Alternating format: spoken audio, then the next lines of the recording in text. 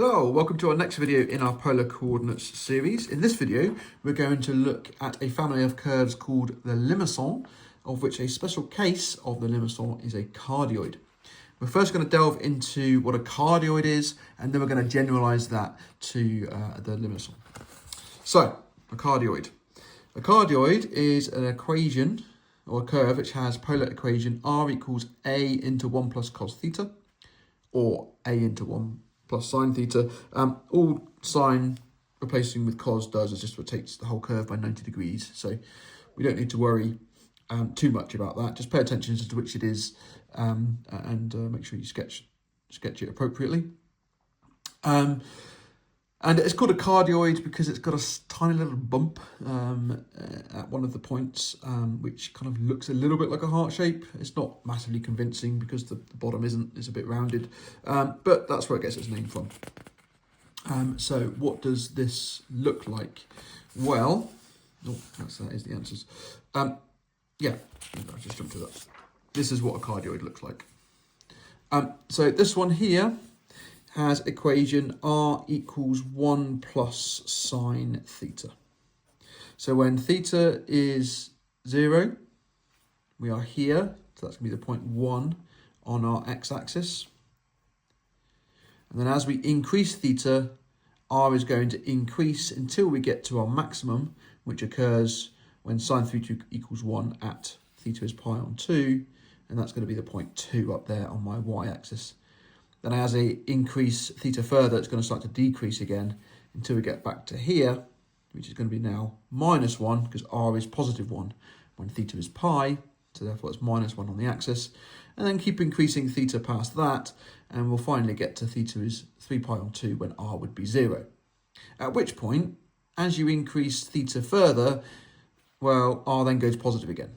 So it doesn't actually go negative, it kind of just gets to the pole and then bounces back out again. And this point here has a special name. Okay, we don't see it in many Cartesian graphs, but in polar graphs it's not that uncommon, and it's called a cusp. It's where a curve gets to a point and then comes back out away from that point with the same gradient but in the opposite direction. And that's what a cusp is.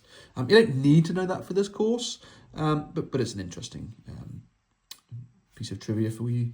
And then as we increase theta up to 2 pi, we get back to the start again. And then obviously sine theta is periodic in 2 pi anyway, so it's going to keep going around that cardioid. And that's what the cardioid shape is. And it gets its name because, as I said, we've got this kind of bump shape here, which kind of vaguely resembles a heart, I guess, but it's not great. Okay, the next one over here. This one has equation 1 plus cosine of theta.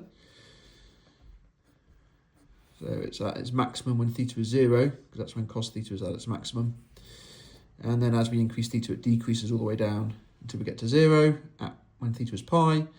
Minus 1 when theta is pi, r would be 0.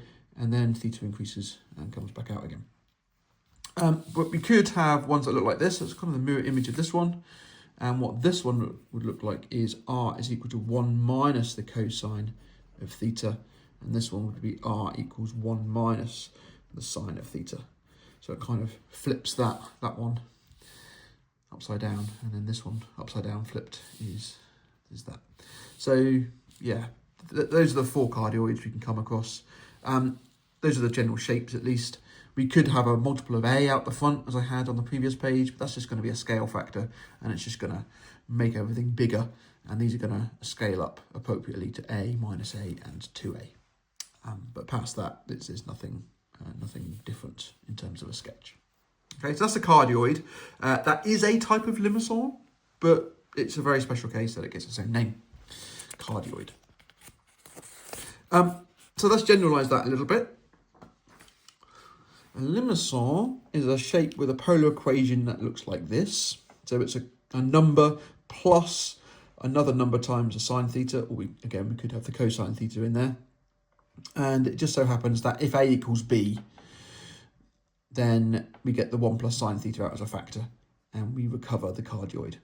Or if a equals minus b, I guess, would also be a cardioid. But the Limaçon is more general than that. what happens if A is less than B, A is greater than B, what do those curves look like? And that's what we're going to have a look at now. So the shape of the Limaçon varies depending on how A and B relate to each other. For some ratios of A and B, the R value can go negative. For others, it can't. Well, what do they look like? So first of all, consider the case when A equals B. Well, that's going to return the cardioid. We will next consider the case when A is between B and 2B. 2B is an interesting case, a particular kind of threshold, if you like. We're going to study that a little bit more when we do calculus on polar curves. So come back for that video. There's a reason why 2B is a cutoff between these two. What happens if A is bigger than 2B? And then what happens if A is less than B? Or specifically, maybe I should say A is between 0 and B. What happens then? Because R then can go negative. So we're going to look at these four cases in turn. So the first case is when A is equal to B, which we have already seen. It is the cardioid, but I will just draw it here for completion. We're going to get our axes. This is sine theta. So going to come up like that. It's going to increase. It gets to its peak at pi on 2, which probably should have my y-axis going a little bit higher than that. And my x-axis should also be labelled. And then as I go past the pi on 2, it's going to start to decrease again until it comes in at a cusp at that point there. And then it comes back out again. The coordinates of where it touches the axes, this one here is going to be A. This one here is going to be A plus B, but because A equals B, that's just 2A. And then over here we get minus A, and then it touches the pole. Okay, so that's what the Limaçon will look like if A equals B, and that returns a cardioid. Okay. The next case we're going to consider is when A is between B and 2B. So A is bigger than B, but less than 2B. If A is bigger than B, that means R cannot go negative, because A minus B is the smallest it will go, which is still going to be a positive number if A is bigger than B. So we don't end up with any negative values for this case. What that's going to look like is similar to the cardioid. In fact, we did see one of these in a previous video. It kind of just dimples a little bit and then comes back out again. So it doesn't quite get to the origin or the pole. Okay, that's what happens in the cardioid case. This doesn't occur because A is strictly bigger than B. So it doesn't quite get as far as 0.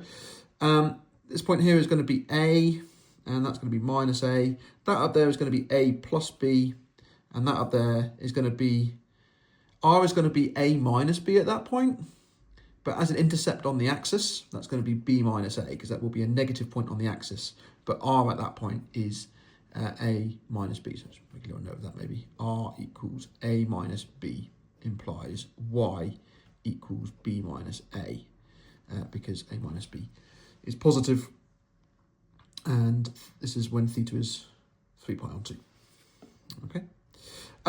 So that's what it would look like. And we get this kind of turning point here. It comes down to a minimum, goes up to a maximum, which occurs on the y-axis, and then back down to another minimum, and then turns back up again.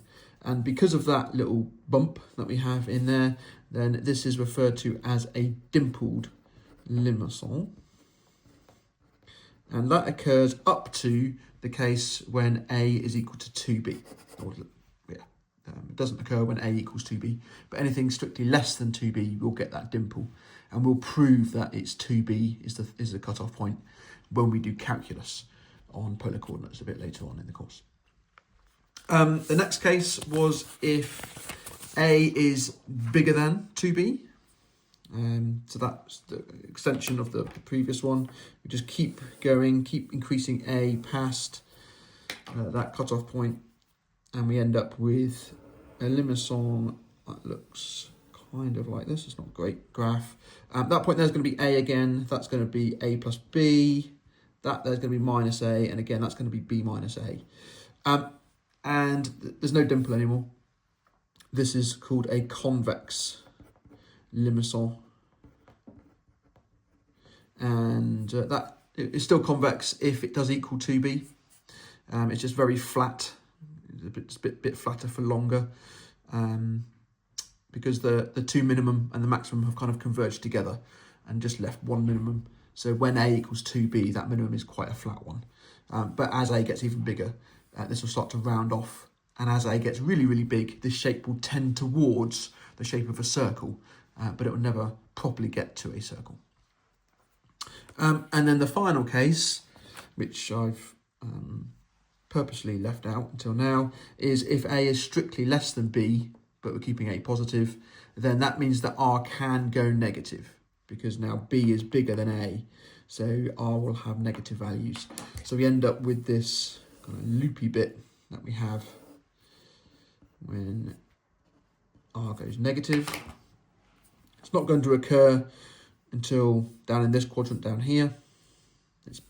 A is positive still, so it's going to cross the x-axis at a positive point. Oops, that's really bad. But when we come into here, we're going to get a little loop, and then it's going to come back out again. So that's A, that's minus A, that's A plus B, and that is B minus A still, but this time B minus A is positive. So it's going to cross the y-axis at a positive point. And it goes through the pole twice. Once where it passes from a solid line to a dotted line, loops around, and then once where it passes from a dotted back to a solid line, and then joins back up over here. Okay, and this one is called a looped Limaçon. Okay, so those are the 4 types of Limaçon that we need, and you need to recognise which one it is from the equation, because you'll be asked to sketch it. Of course, you've got your GDC, which you can access for a sketch as well.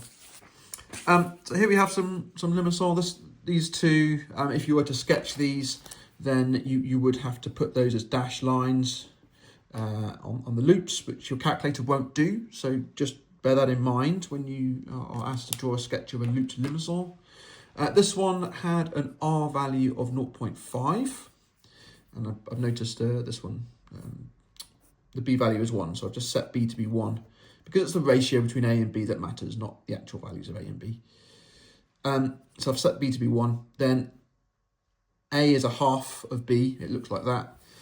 This one here, it's still going to be less than 1, because we've still got that little loop, but it is a smaller loop, so we're going to get a bigger R value. So sorry, that should be A. A is 0.8 and A is 0.5. So yeah, it's still got a little loop there, so we do still get a situation where R goes negative. So A is 0.8. This one here is right on the case where it goes from a looped to a dimpled, and that occurs when A is 1. This one's dimpled. We've got that turning point, turning point, turning point. This one here was A is 1.25. And this one down here, that's the case I talked about earlier, right when it goes from being a dimpled to being a convex. And we get this quite a flat bottom along here. And that's because right when R is, sorry, I keep writing R, right when A is 2, that is right on the case when we go from dimpled to convex. So we've got these 3 turning points here, the 2 minima and the maximum, coming together, and that gives quite a flat level on the case when A is 2. And it's convex because now wherever you stand in the shape, you can see every other point in the shape. Whereas this one is not a convex shape, because I could stand here and I can't see here. Okay, that's what it means to be convex. It means you can stand anywhere in the shape and see everywhere in the shape. This one here, this one was A is 3. It is starting to look quite circular. And as I said, as A gets really, really big compared to B, it becomes more and more like a circle, but it never quite gets to it. Okay, and that's the video. That's the cardioids and Limaçon. If you have any questions, then please just drop them in the comments as usual, and I'll get back to you when I can. Thanks for watching.